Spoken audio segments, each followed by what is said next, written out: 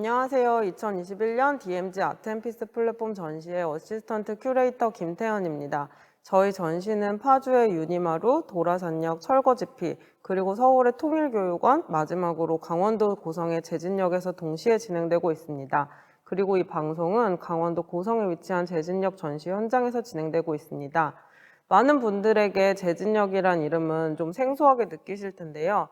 저는 제진역을 이야기할 때 늘 섬 같다는 표현을 쓰고 있습니다. 금강산 철로 관광을 위해서 만들어진 이 역사는 북쪽으로만 연결돼 있으나 현재 가지 못하는 상황이고 남쪽으로는 철로조차 없는 상황이 여기기 때문에 그렇습니다. 어찌 보면 이 상황과 존재 자체가 좀 아이러니한 게 현대미술 같은 공간이라고 저는 생각되고 있습니다. 이 팬데믹 시국에 맞춰서 조용히 9월부터 시작된 저희 전시도 이제 후반전에 접어들었습니다. 진짜 DMZ 안에서 열리는 첫 번째라는 의미 있는 전시이니만큼 많은 분들과 이 현장에 만나서 이야기 나누며 진행하고 싶었는데 그렇지 못해서 무척이나 아쉽습니다. 하지만 개인적으로는 지난 7개월간 이 자리에서 좋은 작가님들과 함께 첫 번째로 전시로 만들어 나가며 진행한 것을 개인적으로는 참 뿌듯하게 기억될 수 있을 것 같습니다. 오늘 이 전시 공간에서 전시하시는 그리고 젊은 그리고 좋은 이 작가님들을 모시고 현재 이 DMZ 공간의 현재와 그리고 또 미래를 논의해 보고자 합니다. 제 왼쪽에 계신 분들은 32명의 참여 작가님들 중 김신욱, 한석경, 김진주 선생님이십니다. 김신욱 선생님은 주변에 실제로 존재하지만 존재하지 않는 것들에 관심을 가지고 사진을 주요 매체로 하여서 활동을 하고 계십니다.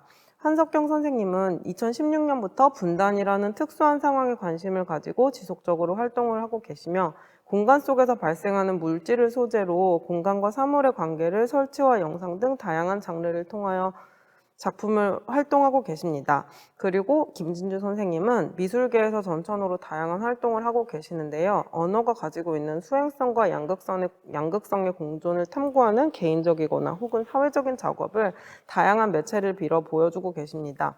그리고 지난 2016년부터 말하는 미술이라는 팟캐스트를 제작하시고 진행도 하셨기에 오늘 많은 활약을 기대하고 있습니다.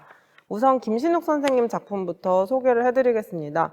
김신욱 선생님은 이번 전시에 파주 유니마루의 한국 호랑이와 제진역의 옛 동해 북부선 작품을 전시하고 계십니다. 직접 작품 전시 소개 부탁드립니다. 안녕하세요. 저는 김신욱 작가입니다.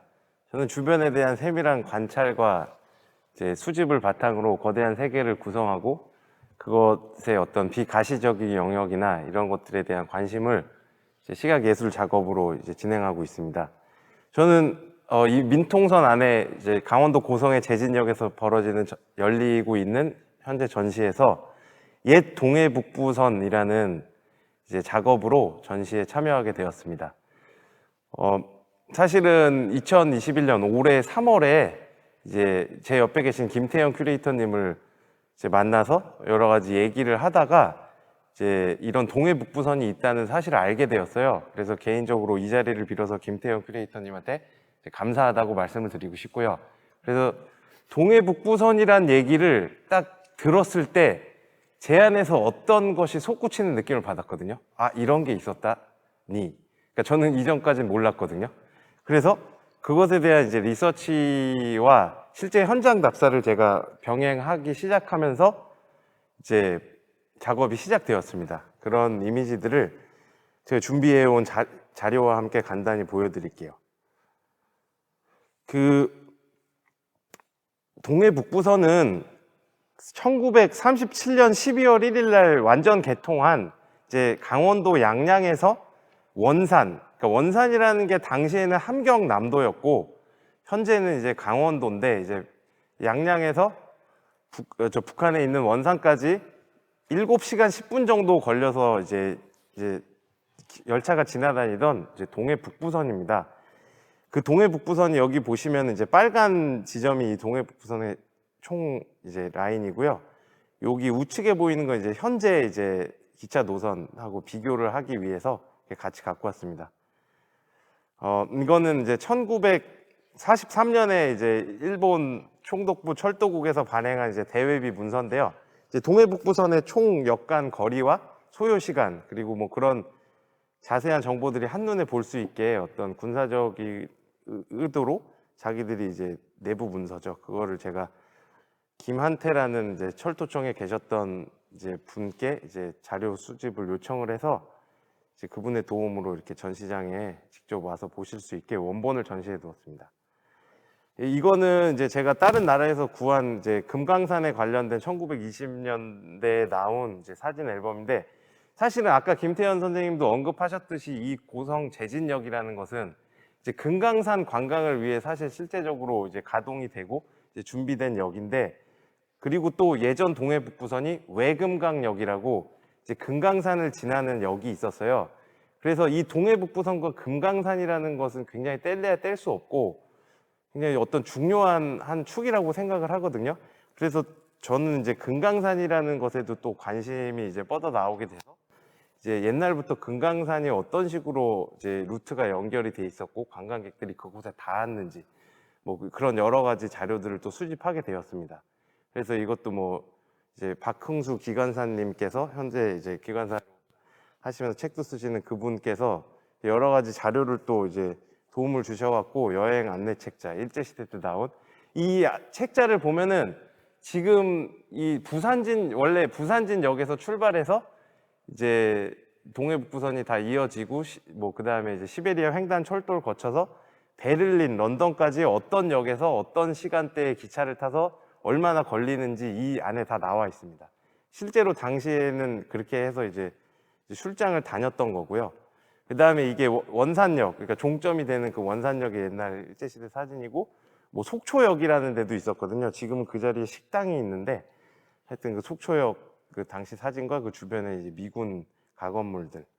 그 다음에 이제 그러니까 37년에 개통된 그 동해북부선 그 노선들이 한국전을 거치면서 이제 철저히 파괴가 되고, 이제 뭐 그런 동해북부선 라인들도 이제 폭격을 당하고, 그래서 이제 그런 자료들이 지금 전시장에 이런 식으로 이제 선보여지고 있고요.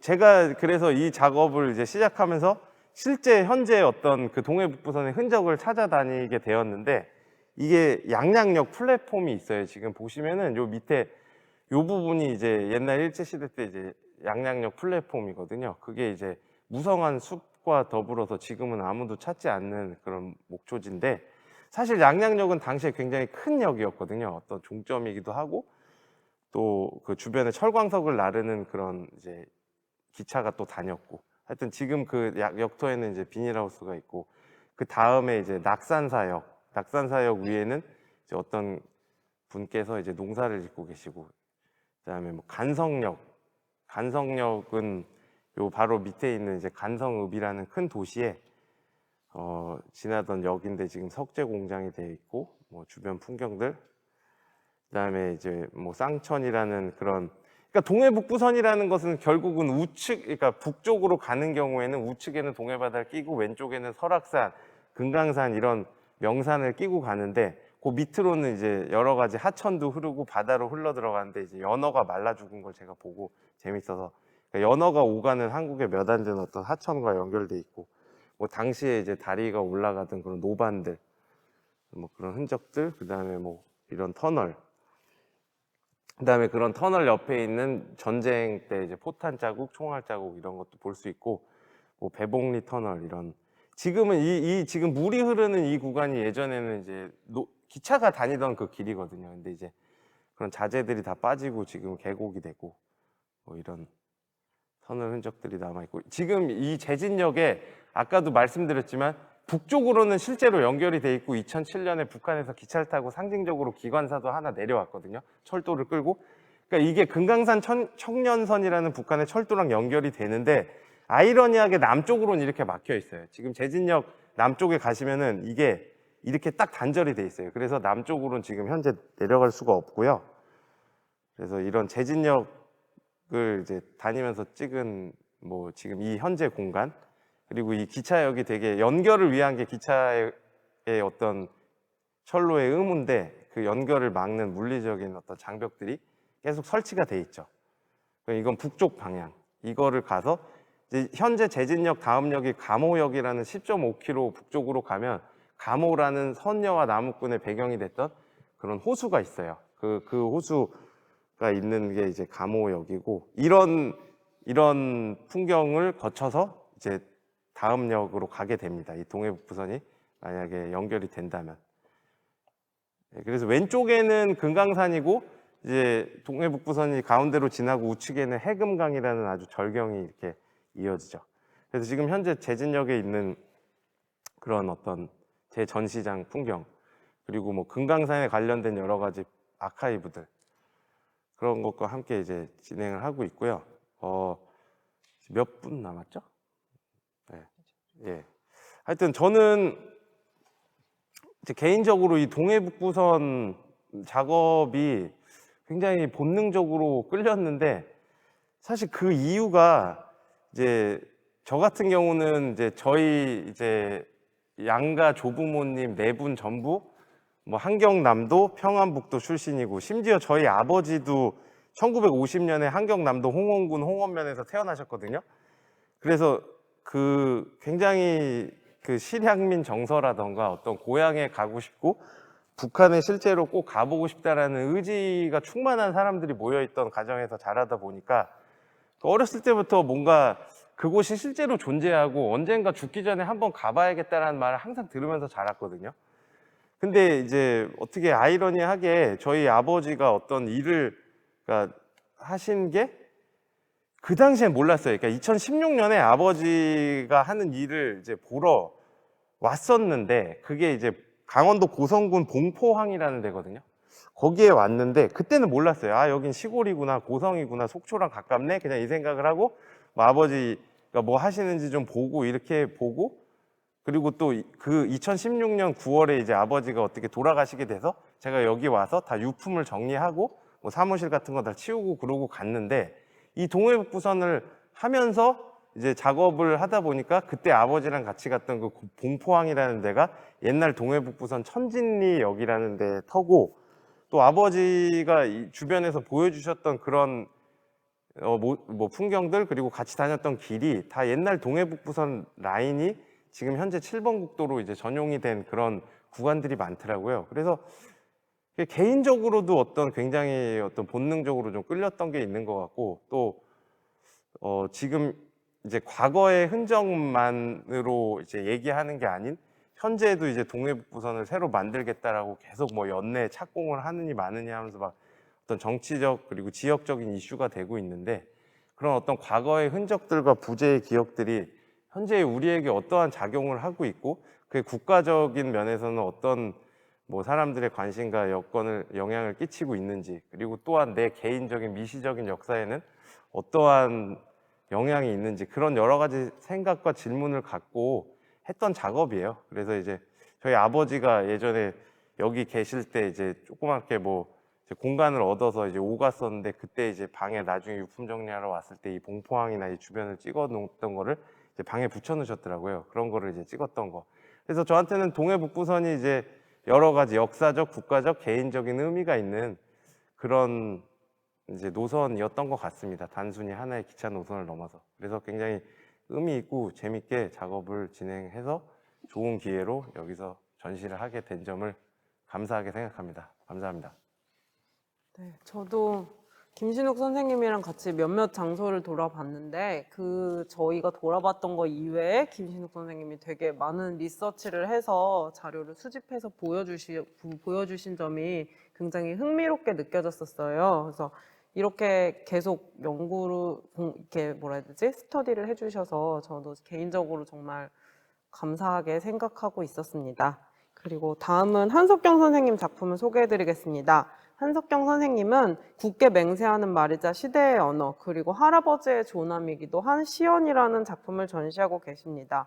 워낙 다양한 이렇게 콘텐츠들을 한 공간에서 전시하고 계셔서 많은 분들이 되게 재미있게 관람하시고 있는 작품입니다. 직접 소개 부탁드립니다. 네, 안녕하세요. 한석경입니다. 저는 이번에 고성 제진역에서 시연 시대의 언어라는 타이틀로 작업을 하게 되었습니다.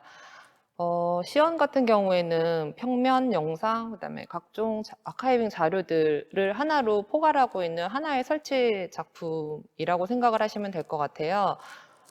시연 같은 경우는 아까 김태현 선생님이 말씀해 주신 것처럼 사전적 의미가 여러 개가 있는데 묻게 맹세한 말이라든지 아니면 뭐 시대의 언론, 뭐 시대를 대변하는 언어 이런 뜻을 갖고 있는데 저희 할아버지 조남이 박시언이셔서 앞서 말씀드린 의미를 다중적으로 표현할 수 있지 않을까라는 생각이 들어서 작품 타이틀을 시연이라고 정했습니다.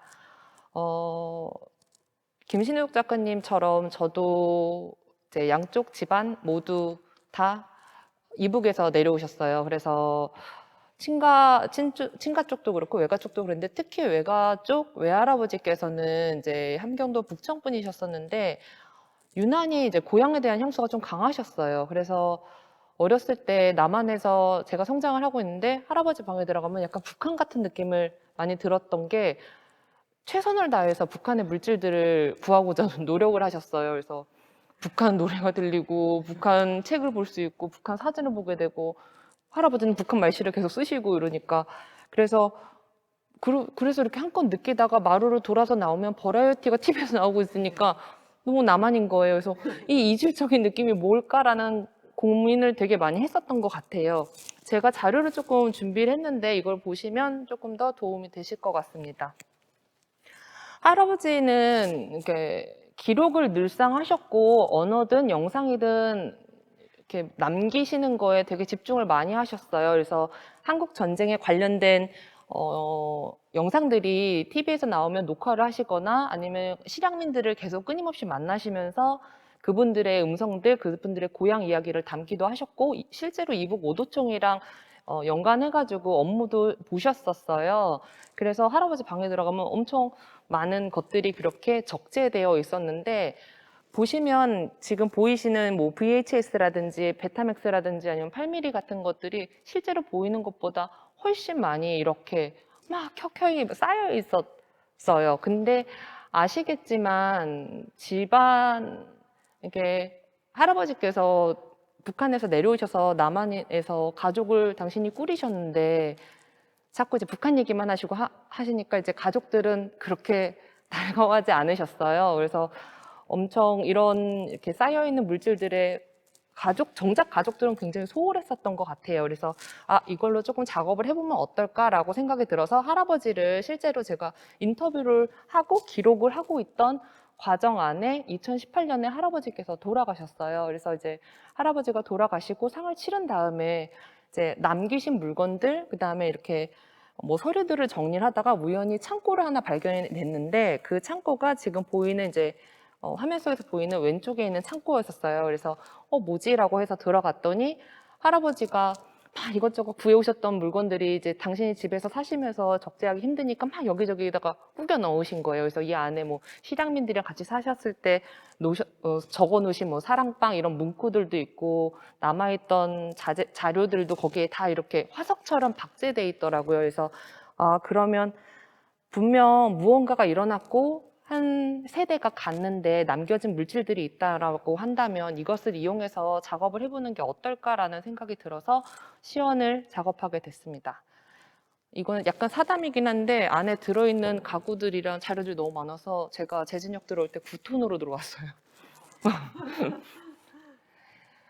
지금 고성 재진역에서 전시를 하고 있는 전시 광경이라고 생각을 하시면 될 것 같아요. 그래서 앞서 보여드렸던 창고와 같은 형태로 높이만 수정해가지고 실제로 컨테이너 박스를 만들었고요.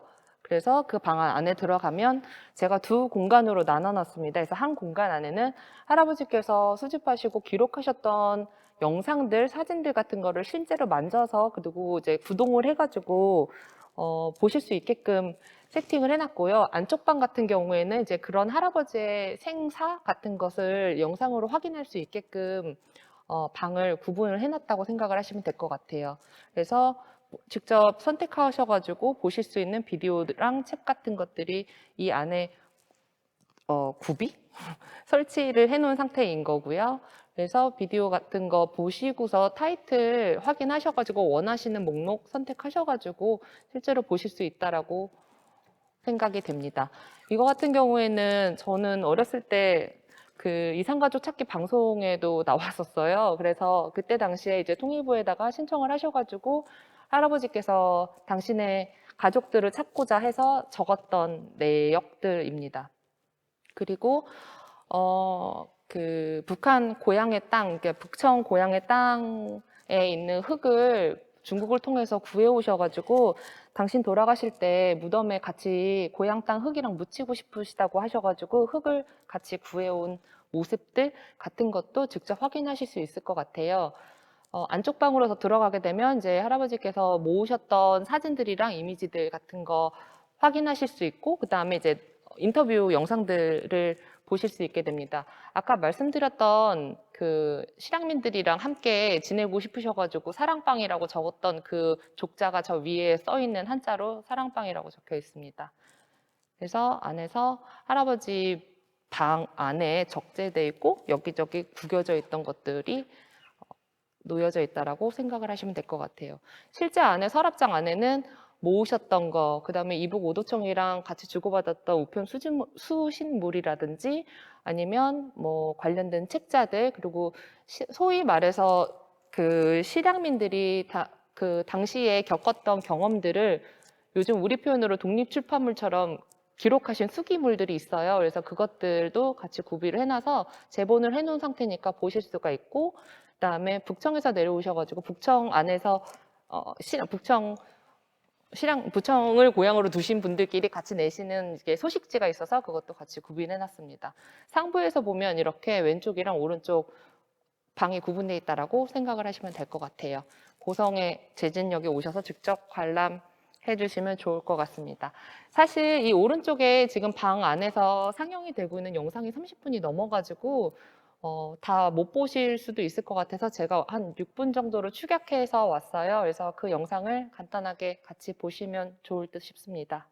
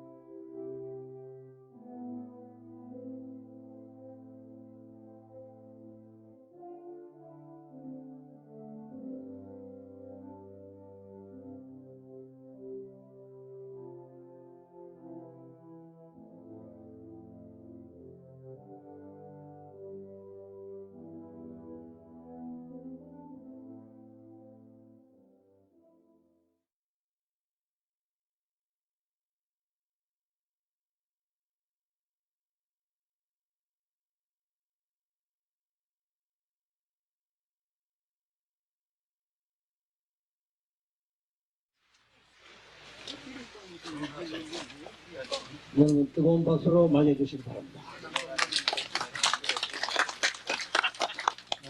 감사합니다.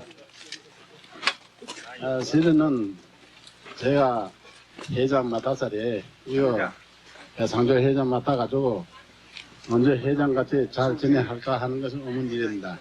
앞으로 모든 분들이 많이 협조해 주시기 부탁하면서 간단하게 인사드리고자 합니다. 감사합니다.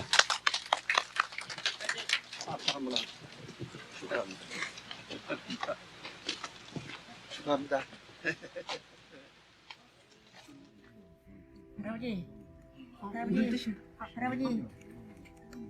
할아버지 나왔어. 눈 뜨셨어. 나왔어 나. 손 좀 잡아보세요. 손. 잡으시네. 얼른 나셔. 집에 가게. 얼른 나셔. 아이고 눈 뜨신다. 손 꽉 잡으시네. 할아버지 얼른 나셔. 주무시는데. 아니야 눈 뜨셨잖아. 그렇지. 눈 동작 움직이시네. 아이고. 아유. 먼저 나까요. 얼른 나서 이렇게. 손님 봐. 힘을 꽉 주셔. 어이구. 할머니한테만 반응하시네. 꽉 알았어. 잡으셔. 저것을 얼른 나셔.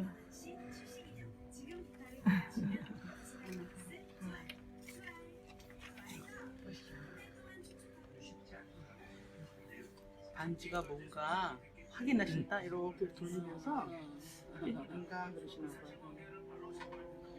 네. 응? 아니 이렇게 돌려보면서 뭔가 이렇게 손가락으로 짐작하셔.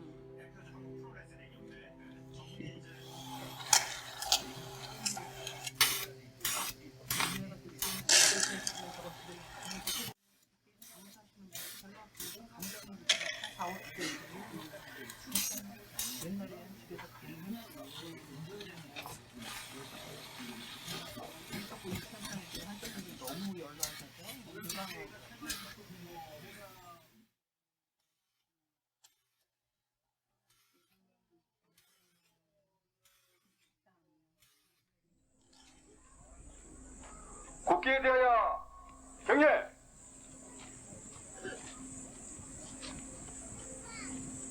바로 묵념이 있겠습니다. 예, 순국 성렬에 대한 묵념, 그리고 이것에 오셔가지고 국토 통일을 염원하다가서 채 이루지 못하고 이미 가신 이들이 명복을 비는 묵념, 그리고 우리 고향에 두고 온 부모 형제들을 추념하는 묵념을 올리겠습니다. 일동 묵념.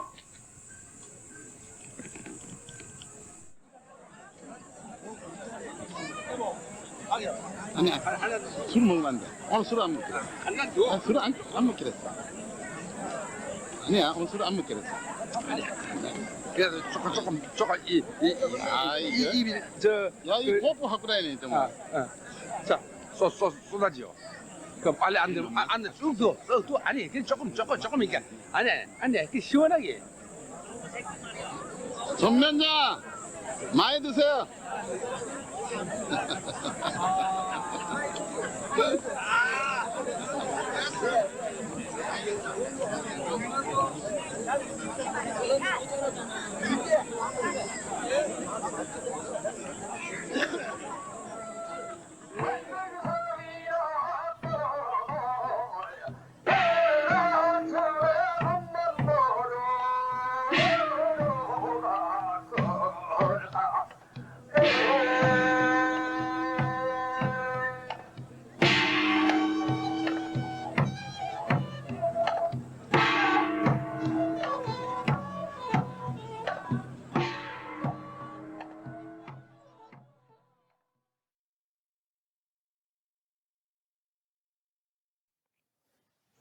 네.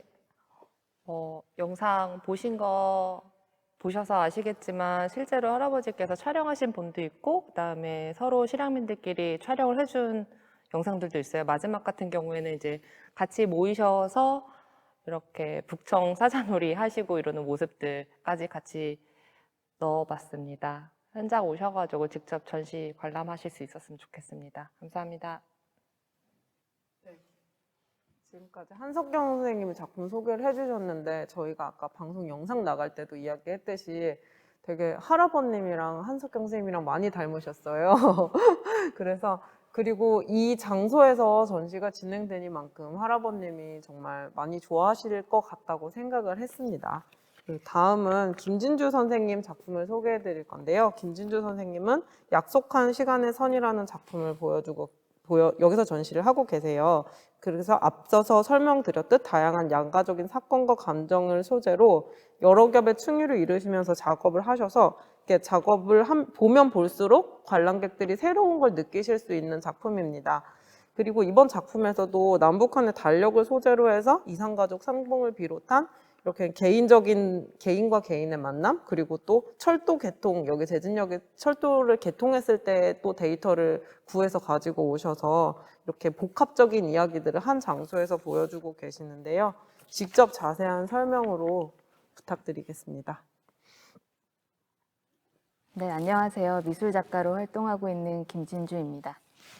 네, 소개 감사합니다. 그리고 또 오늘 김신욱 작가님, 한석경 작가님 이렇게 두 분 작가님 말씀도 듣고 작품 이야기도 듣고 작품도 제진역에 오랜만에 와서 다시 보고 하니까 정말 좋은 것 같아요. 왜냐하면 모든 전시들이 그렇겠지만 현장에서는 작가들 서로 쳐다보거나 얘기하거나 이런 상황이 못 되잖아요. 그런 와중에 이야기를 듣게 돼서 굉장히 귀한 시간이라는 생각이 들고요. 특히 또 김신욱 작가님 설명해 주신 거에서 저한테 되게 와닿았던 부분이 있었어요. 뭔가 어디에서 어디까지 걸리는 시간에 대한 것, 어디에서 어디까지 가는데 걸리는 시간, 혹은 그게 저한테는 어떻게 또 겹쳐지냐면 그때는 몰랐다고 그러셨잖아요. 아버지가 그렇게 나를 데리고 갔던 그 항구가 어떤 의미를 가졌는지 그때는 몰랐는데 그걸 알기까지에 도달한 시간? 어떤 시간과 거리가 필요한 게 이게 DMZ일까? 뭐 이런 생각도 들면서 이 전시가 있기까지의 되게 많은 시간과 거리가 지금도 필요하잖아요. 지금 동쪽에 제진역, 서쪽에 도라산역, 국토의 동서를 횡단하는 이 전시의 스케일은 어떻게 담길 수 있을까? 그리고 그 안에서 고생했던 김태현 선생님을 비롯한 이 기획팀의 노력들은 어떻게 담길 수 있을까? 그런 생각도 많이 드는 시간이었던 것 같습니다. 김태현 선생님과 전시를 준비하면서 나눴던 대화가 하나 또 생각이 나는데요.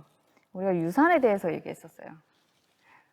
두 분 선생님, 작가님들 얘기를 들어보면 또 유산이 굉장히 풍부하다는 그게 약간 내심 부럽기도 하고 그런 생각도 들기도 하고요.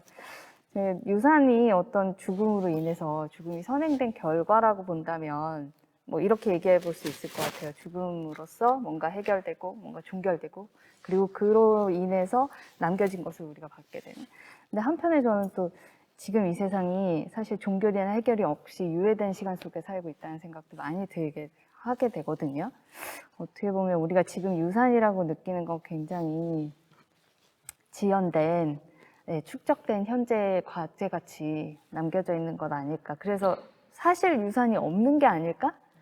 라는 생각도 많이 하게 됐습니다. 근데 한편에 왜 우리는 실제로 혹은 감정적으로, 심정적으로 남겨진 것이 과하다고 느끼게 되는지, 특히나 분단이나 전쟁이나 뭐 이런 역사적인 것을 대할 때 말이죠. 우리 세대가 오늘 같은 세대라고 본다면 그리고 저는 조모, 조부, 그러니까 양쪽 어머니, 아버지 쪽 다 어떤 전쟁 경험에 대한 얘기를 전혀 들은 적이 없어요. 굉장히 신기하게도 전쟁이 일어나는지 몰랐다고 해요. 네. 그 산골에 있으면서. 아니에요. 충청도 쪽인데도, 네. 전쟁이 부산까지 휩쓸고 지나갔음에도, 네, 몰랐던 거죠. 그러니까 한반도에도 그 시대에 사실 동시대에 같은 경험을 얼만큼 공유하고 있었냐는 우리가 다시 한번 물어봐야 되지 않을까 이런 생각도 많이 하게 됐어요. 그러면서 뭔가 이렇게 아까도 부럽다고 말씀드렸지만 뭔가 선물 같기도 한데 유산이.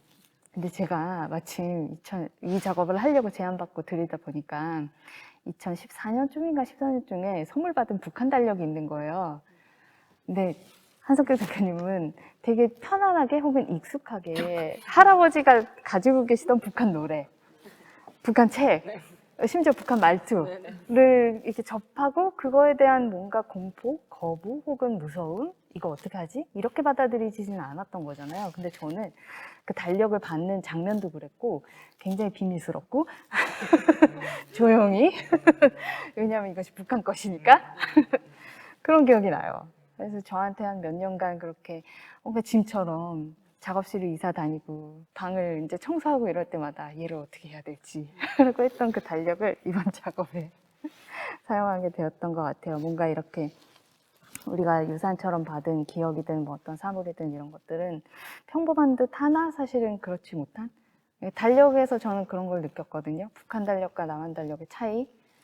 사실 날들은 다를 게 없어요. 굉장히 동일한 시간을 산다고 그 달력을 똑같이 보는 것 같은데 거기에 표시된 국경일이라던가 휴일이라던가 뭐 어떤 기념일에 대한 의미라던가 이런 부분들, 심지어 뭐 등장하는 이미지에 대한 해석, 이런 것들이 굉장히 달라질 수 있어서 그런 생각이 많이 들었습니다.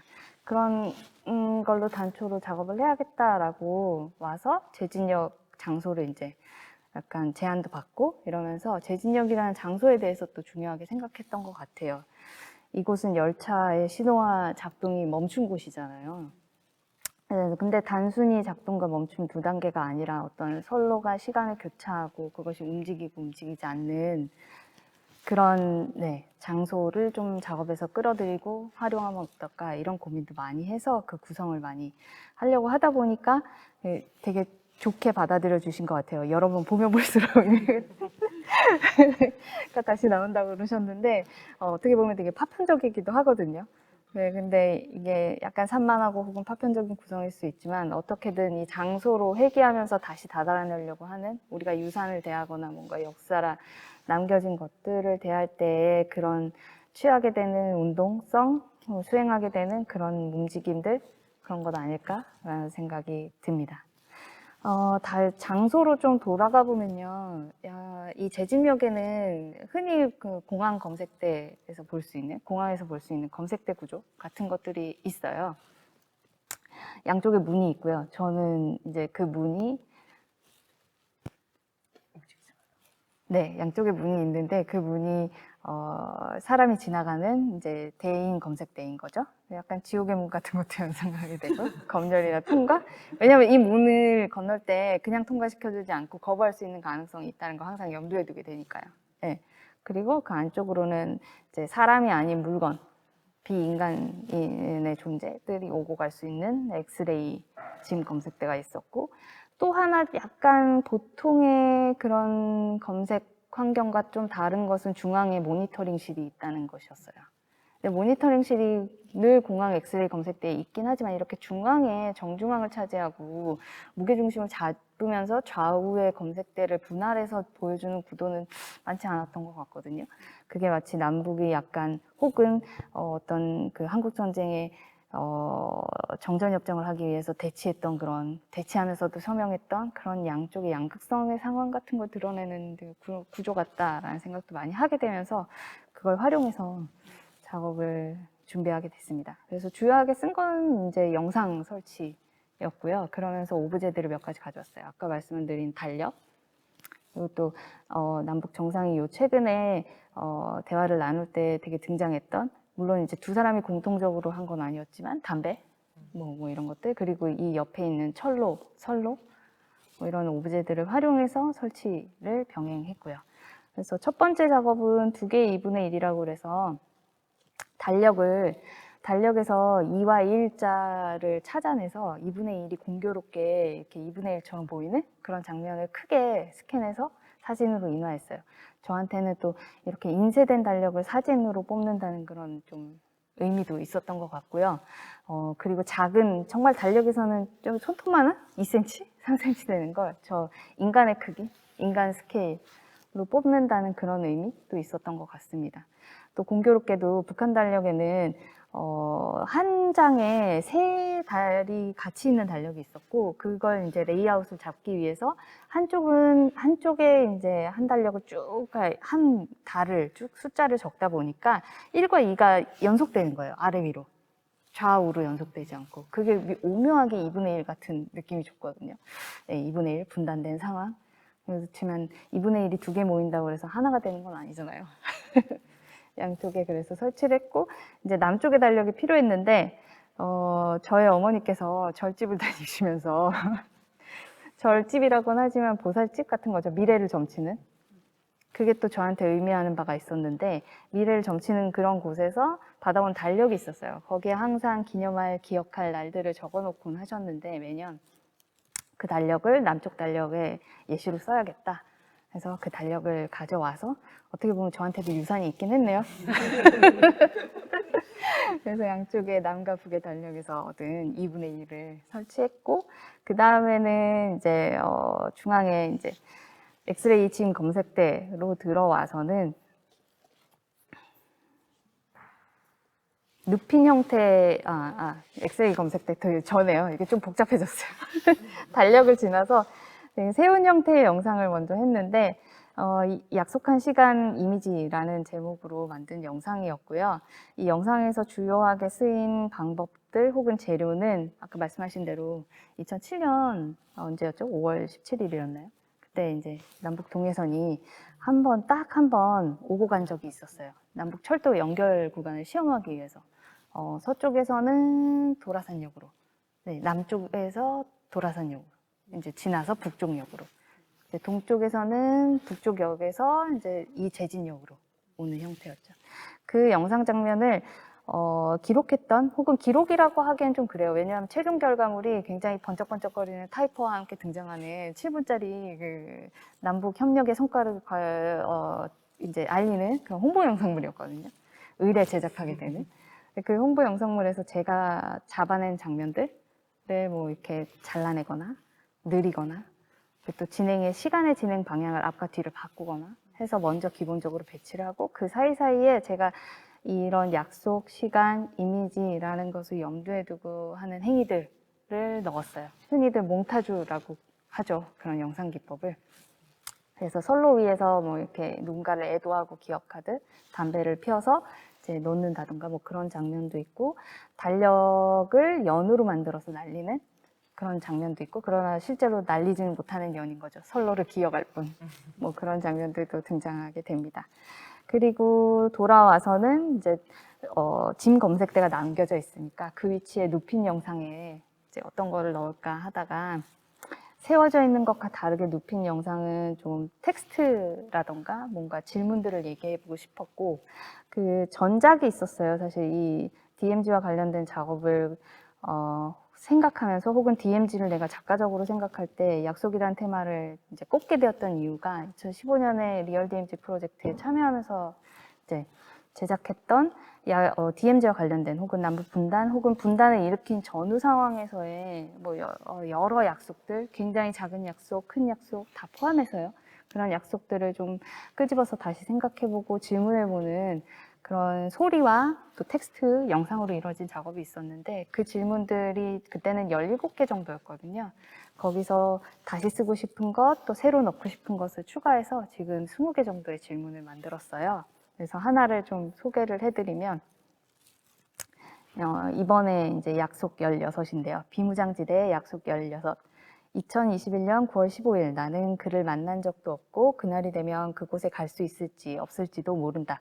하지만 나는 2041년 9월 15일이 되면 통일된 한반도 북쪽에 있는 그의 고향에 가서 그가 했던 대로 달력을 연으로 만들어서 날리기로 약속한다. 그리고 저의 질문은 이렇습니다. 기약 없는 약속은 끝내 이루어질 수 없을까?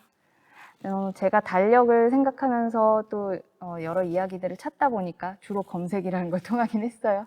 그래서 찾은 기사 중에 하나에 어떤 분이 이제 북한에서 오셨는데, 그때 북한에서 귀했던 신년 선물로 아주 귀하게 오고 가던 달력을 이제 매해 마지막 해에, 이제 달력은 다 쓰여지잖아요. 12월 지날 때 이제 새해 맞이라 하면서 뭔가 연도 날려보고 싶은데 이때 달력을 쓰면 좋겠다 싶어서 어머니 아버지께 허락을 받아서 제 달력에 평화통일 이렇게 써가지고 날렸대요. 근데 저한테는 이런 이야기들의 사실 진위 여부는 그렇게 중요하지 않기도 했어요, 한편에. 근데 그것이 주는 이미지가 더 굉장히 중요했고요. 그래서 2021년 제가 받았던 그 부담되었던 달력들이 2012년과 2014년이 있었거든요. 그래서 숫자를 바꿔서 2021년과 2041년으로 바꿔서 설치도 했는데, 그 모니터링실 안에 사실 그것과 연결되는 문구이죠. 이게 이 텍스트 혹은 이 질문이. 네. 그래서 2041년에 그렇게 될 수 있을지는 모르겠지만, 그렇게 이미지를 그려보는 것 자체가 하나의 작업이 되지 않나라는 생각도 하게 되고요. 약간 실제와 혹은 이미지와의 관련성, 혹은 우리가 이런 역사적인 사건 혹은 역사적인 중요성을 다루는 작업에서 그런 고민들을 많이 하게 되는 것 같아요. 제가 최근에 그 지리산이라는 드라마를 보니까 1화에 딱 앞에 본 드라마는 어떠한 실제 사건과 관계가 없습니다 하는데, 바로 뒤에 이어진 장면들이 그 기록 영상들의 몽타주였어요. 거기서 굉장한 아이러니를 느꼈거든요.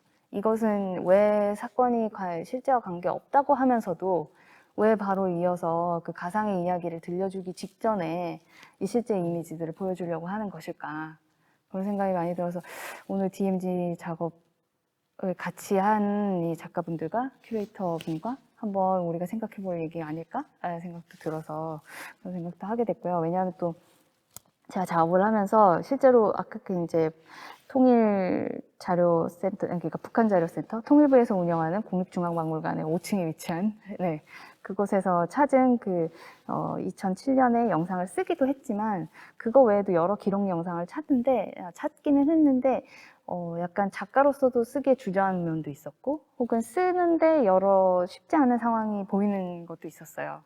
근데 그런 장면들 중에 좀 기억나는 게 있긴 해요. 말씀을 드리면 뭐 이런 것들이죠. 이 기차역과 되게 겹쳐지기도 하는데 그 전쟁 당시 혹은 그 무렵에 1950년 무렵에 프랑스 기차역에서 대정부 파업이 일어난 거예요. 48시간 동안 이 기차가 멈춘 거죠. 이 기차가 여기 멈춰 있는 거랑 다르게 근데 멈춰 있는 그런 당시의 다른 기차역의 장면도 지나가고 또 그 앞에서는 마이크나 카메라 앞에서 고백이나 증언하는 포로들의 모습들, 그들의 심정, 그들의 손동작 이런 것들이 굉장히 저로 하여금 많은 생각을 하게 되는 상황이기도 했던 것 같아요. 뭐 참전 기분을 물어보는데 약간 분명 원해서 참가한 것인데 긴장되고 떨리고 이런 표현도 하더라고요. 아주 나쁜 약을 삼키는 것 같았다. 이런 말들을 하고 네, 뭔가 고개를 도리도리 한다던가 내가 죄를 지었다 나는 전쟁에서 이런 고백들을 하고 네. 어떻게 보면 이렇게 전쟁 이후에 포로가 귀환해서 겪는 하나의 이중적 그런 대치의 상황은 사실 어떤 유산처럼 우리에게 아직도 해결되지 않는 과제로 유산 아닌 유산으로 남겨져 있는 거 아닐까 그런 작업을 위해서 이미지를 찾으면서 그런 생각도 한편에 많이 하게 되었던 것 같습니다. 네. 네. 네. 감사합니다.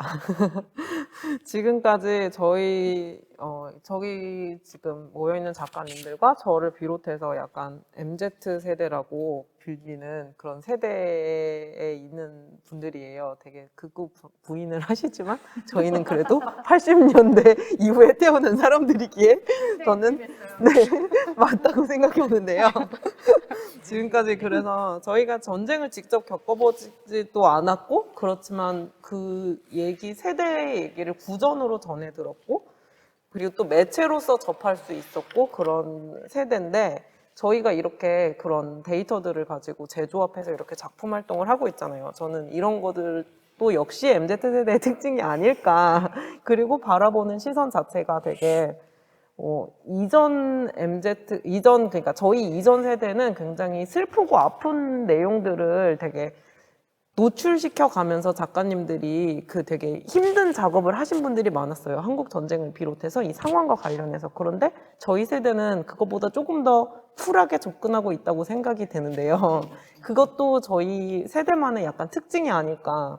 저희 세대가 되게 한국 전쟁 이후로 한국 경제가 지속적으로 이렇게 발전이 되면서 굉장히 좋은 것만 보고 긍정적으로 살아왔잖아요. 그래서 이 선생님이 짚어주신 2041년이라는 시점을 저희가 지적을 하면서 그 상황이 되게 부정적이 될 거라고 저희는 예측을 하지 않는 세대를 살았어요, 지금까지. 그렇기 때문에 저희가 조금 더 앞선 세대랑 다른 이야기를 나눌 수 있을 것 같고 그리고 앞으로도 지속할 수 있을 거라는 기대감에 이렇게 선생님들을 모시고 이 자리를 가졌습니다. 그래서 어떻게 앞으로 작품 활동을 하실지 앞으로의 또 계획을 들어보고 싶습니다. 그래서 김신욱 선생님부터 부탁드려요. 그러니까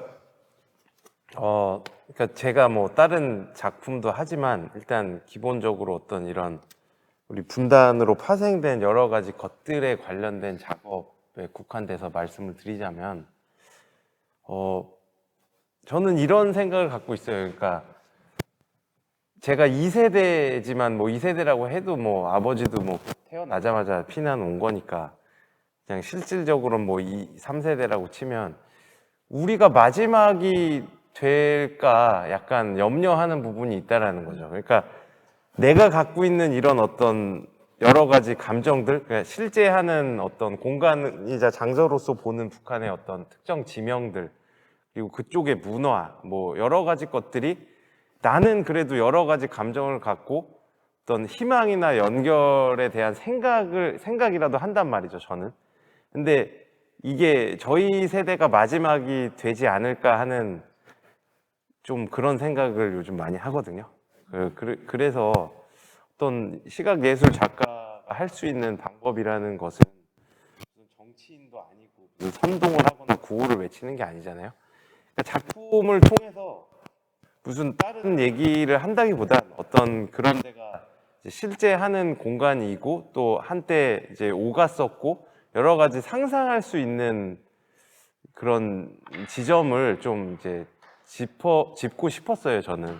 그래서 아마 그런 것에 대한 관심은 저한테 항상 어렸을 때부터 체득된 거기 때문에 앞으로도 어떤 그런 우리의 경계나 단절된 지점이 낳은 그리고 그것들이 현재 우리에게 국가적으로 혹은 환경적으로, 장소적으로, 개인적으로 어떻게 영향을 끼치는지 이런 것에 대한 관심은 계속 제가 갖고 작업을 해나갈 것 같습니다.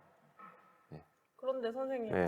우리 아직 종전선언도 아직 안 했잖아요. 그래서 앞으로 다음 세대 역시 약간 우리는 전쟁 중이다라는 인식을 하고 있기는 할 것 같아요. 저희 다음 세대들도. 그래서 뭐 그들은 우리보다도 어쩌면 훨씬 더 쿨하게 이 상황을 접근하고 받아들일 수 있지 않을까라고 그렇게 저는 생각이 들더라고요. 네. 감사합니다. 네. 한석경 선생님 부탁드려요.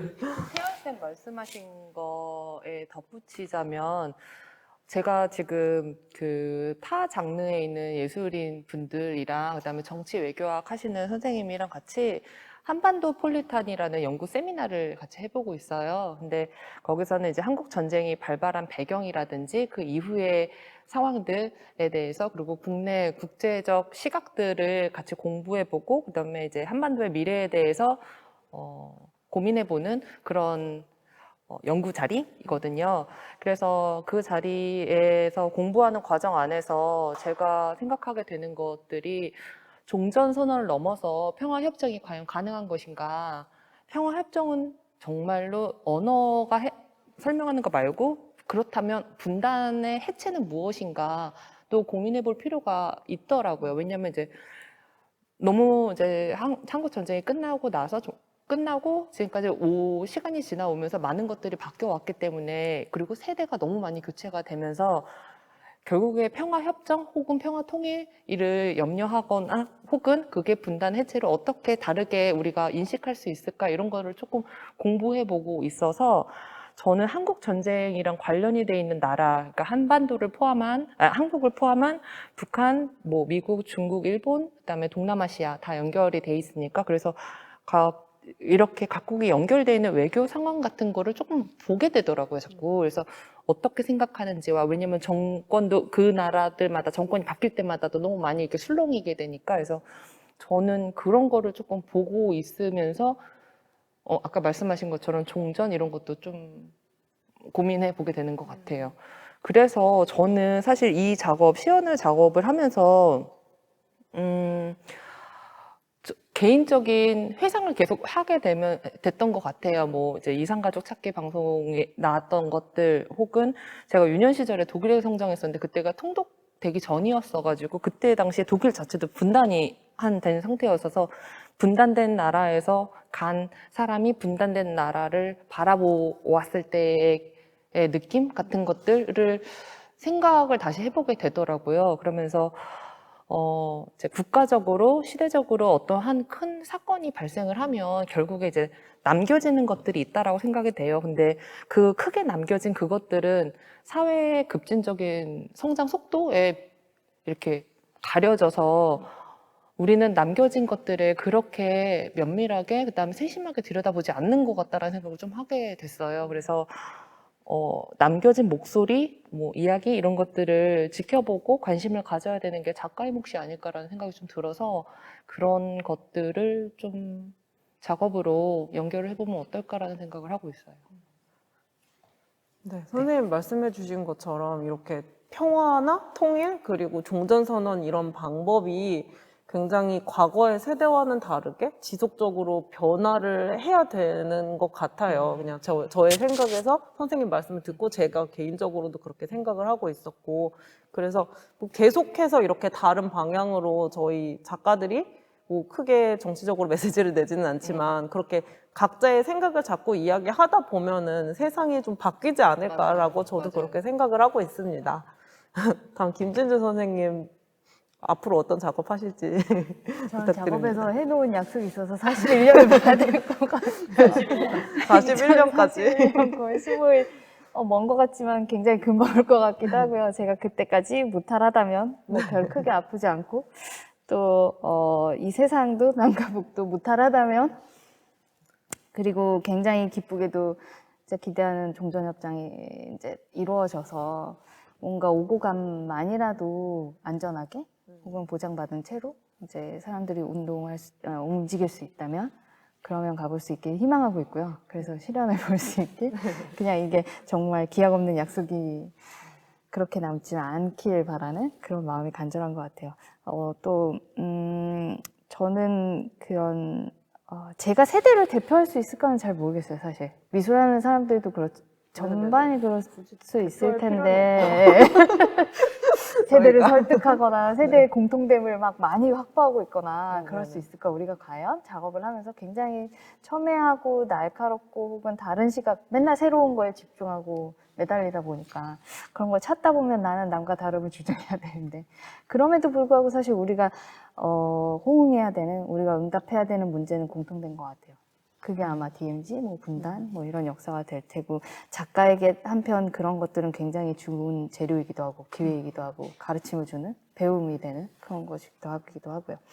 저는 개인적으로는 이렇게 가까이에서 경험된 바가 적기도 해서 그렇기도 한 것 같기도 하고 뭐 다른 저의 개인적 특성도 있었겠지만 이런 한반도의 분단 상황이라던가 지정학적 상황, 역사적인 기억들을 오히려 제가 갔던 베이루트라는 곳, 레바논이라는 곳, 다른 나라, 다른 도시, 다른 장소의 다른 시간들에서 찾았던 것 같아요. 거기도 이제 내전을 많이 겪었고, 근데 모두가 같다고 할 수는 없죠. 이렇게 대치된 상황과 굉장히 더 중층적으로 결합되고 분해되었던 그쪽 나라의 상황은 좀 다른 부분이 있었으니까요. 가서 보니까 또 그렇기도 하더라고요.